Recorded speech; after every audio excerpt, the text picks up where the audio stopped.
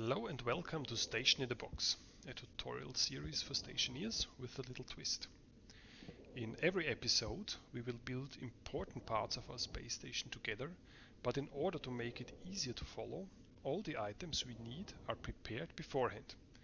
You can either collect the items shown in these lockers, or you simply add the lockers and all the items in them to your own save game. Since this is the first episode, I will show you how to do that real quick. In order to import the lockers with the items we need for the tutorial, we first create a new world on the moon, but you can also import the items in your existing save game as well. When we are in the new world, we immediately save the game. Let's give it a name we can remember. We save the world and then we leave the session. After that, we are going to the link below the video. This brings us to a paste bin, and there's a file with tons of text in it. What you want to do is select all the text and copy it. It's just all the informations for all the items and all the references for all the items that we need for the tutorial. They are here in text form that we can input in our save file. So we copy this. After that, we go to our save game on our hard drive. The stationeer save games are in Documents, My Games, Stationeer Saves.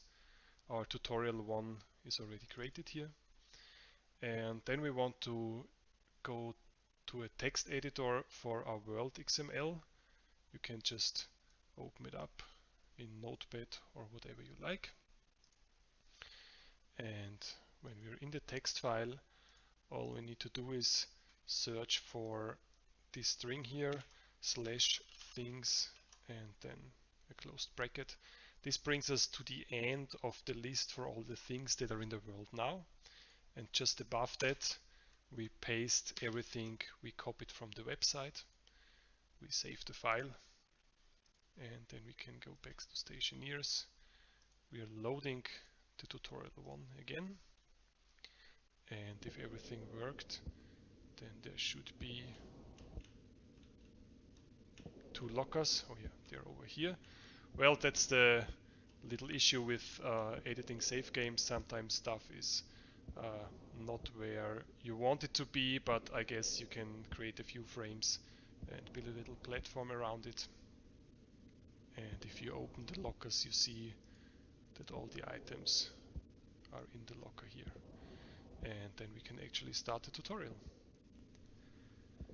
Now that we have all the items for the tutorial, let's start building.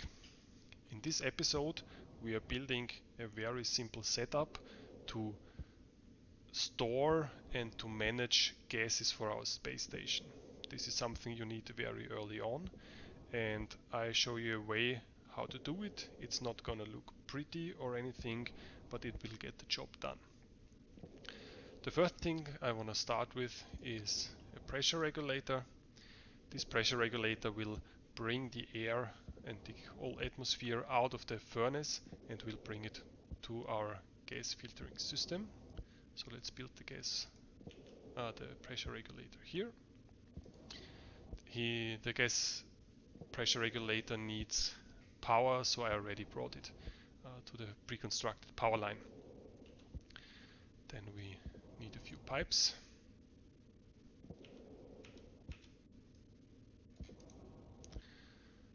Then we want a little pipe valve, because we want to control when to suck the atmosphere out of the furnace and when to keep it in.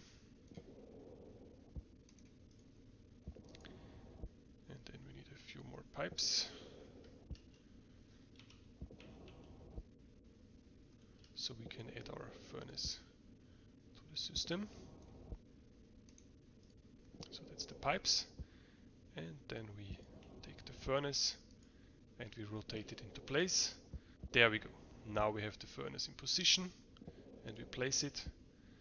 So we see the furnace has an output and an input.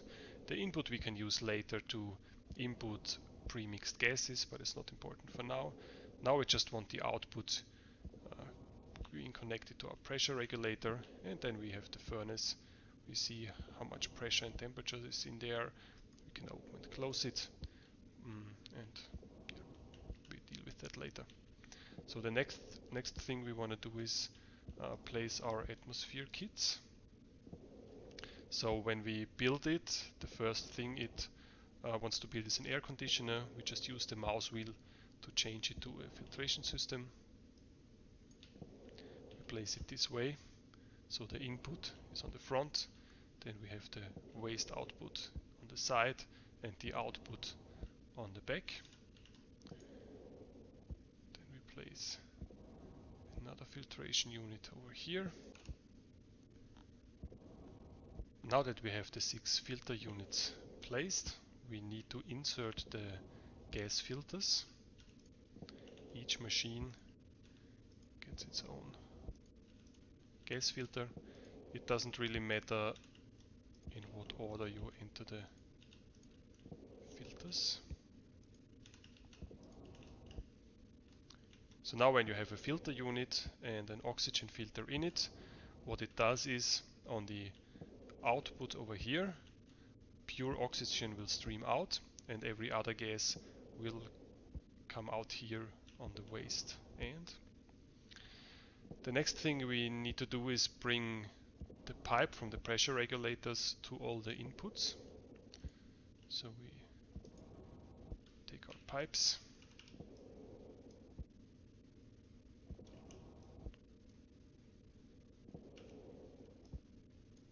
bring them here to the front.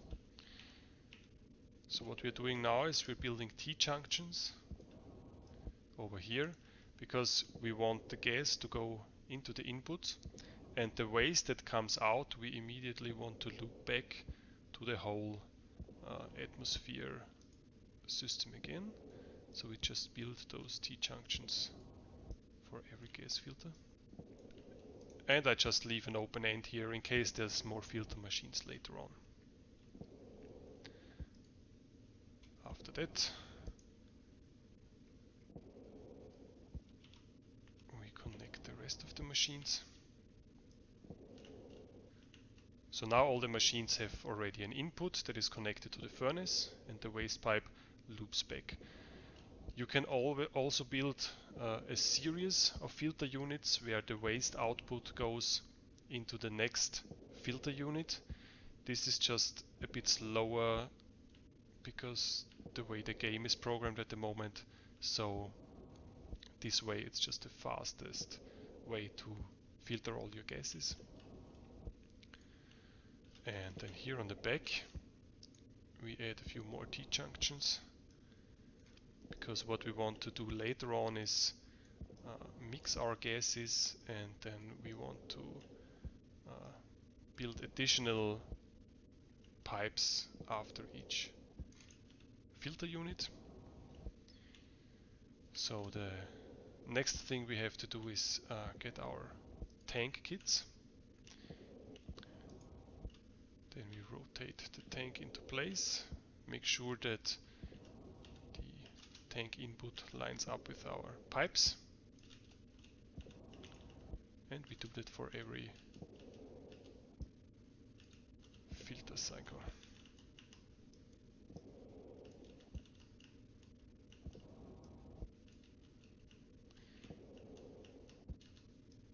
We could also store the gas in pipes only, but they have a pressure maximum where they start to burst, so we add these tanks in the back, so these tanks will fill up with all the gases that you filtered, and you can store a lot of gas into them. So this looks really nice already. So what we need to add next is all the power we need, because all those machines need their own power cycle. And also we need power for the pressure regulators that we use to fill tanks, or not the mobile tanks, the canisters later on. We could actually do the piping first. So what we want is, in front of each machine, we want a gas tank storage where we can input a canister and fill it with the gas that we filtered out. So we just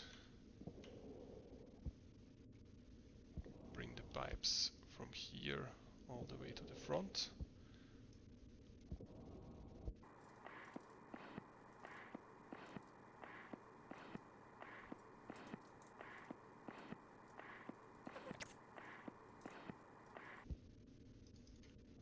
So then we're getting our pipe valves. We add a valve to every unit. Make sure you rotate it to the side so you can reach it later on. We just want to make sure that we can close the pipe cycles every time. That's why we are adding the valves.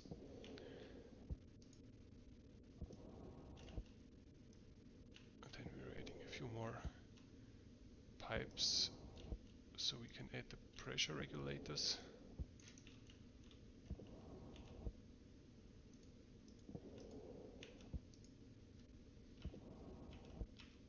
So make sure that the pressure regulator points in the correct direction, because this way it would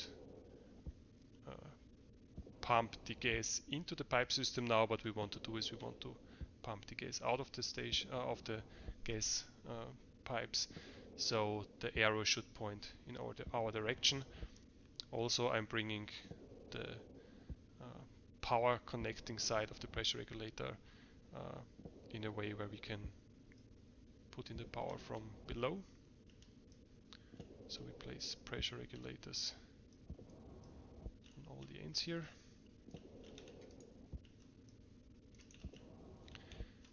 And then we just need one more pipe corner on every end.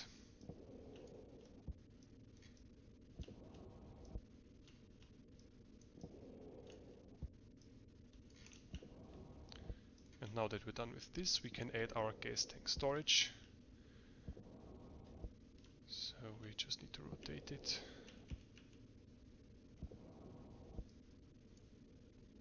This is the wrong way.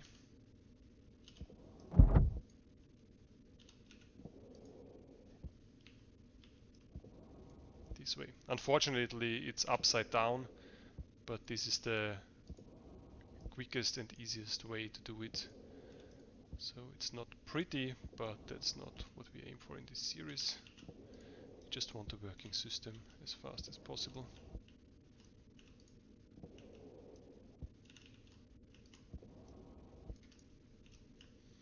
So the last thing we need to do now is connect the filter stations that have the connection over here with power, and also the pressure regulators with power. Let me start by cutting in here.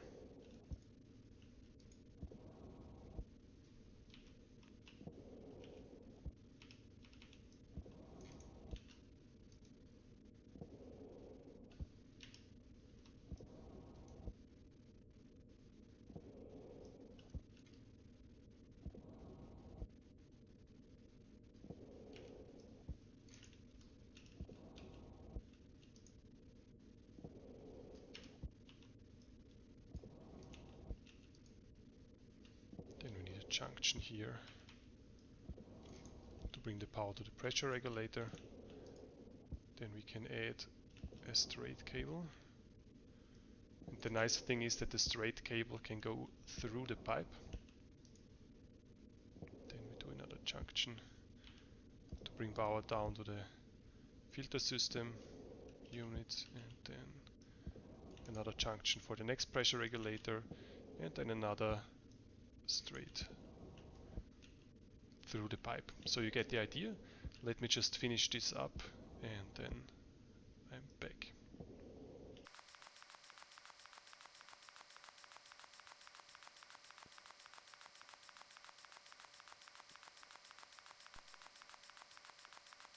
Now all the cabling is done. Let me show you what I did.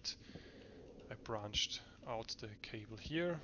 It goes through all the pressure regulators that can be turned on, and it also comes down to all the filtration units that can be turned on now as well. So we turn on all our machines. We can test the pressure regulators if they really turn on. It seems to look good. So the next thing we can do is test the whole system because it's up and running already. So let's bring out our handheld device with the atmosphere analyzer. And now, of course, when I check the furnace or our small tanks, there's nothing in here. What we can do now is bring a mining belt and maybe collect some oxide. I'll place the oxide in the furnace now, and immediately we see that the pressure is going up. If we check with the handheld device, we see we have 900 something moles of oxygen and 100 moles of nitrogen. And now we want to have these split up in our tank. So what we are going to do is we open up this valve, we bring this pressure regulator up to its maximum. It's roughly 10,000 kPa.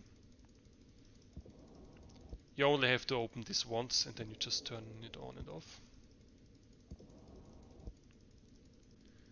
And when we are on 10,000 kPa, we turn on the pressure regulator, and when we watch our furnace, we see that the pressure is going down in the furnace because the pressure regulator sucks out the atmosphere into our filter system. And now we see where we have our oxygen. It's actually in the first one here. And when we go to our oxygen tank, we see that the oxygen comes in here, and there's really only oxygen in here and nothing else. And then we find our nitrogen filter. It's over here. And when we check the tank here, we see that there's only nitrogen in it. So our filter system is up and running, and the furnace is almost empty. Make sure that you always turn off the pressure regulator and close the valve when you're done, because if you want to smelt something and have this cycle open, it sucks out the atmosphere before you can throw in your iron ingots, for example, if you want to make steel. The last thing we have to show now is that we can fill the gas we stored into a canister. So I have a fresh canister here. If we check the canister, there's nothing in here currently. Make sure that the canister is closed, and then we place it here in our outlet for oxygen. Then we open this valve. We bring the pressure regulator up to its maximum. Just takes a while again.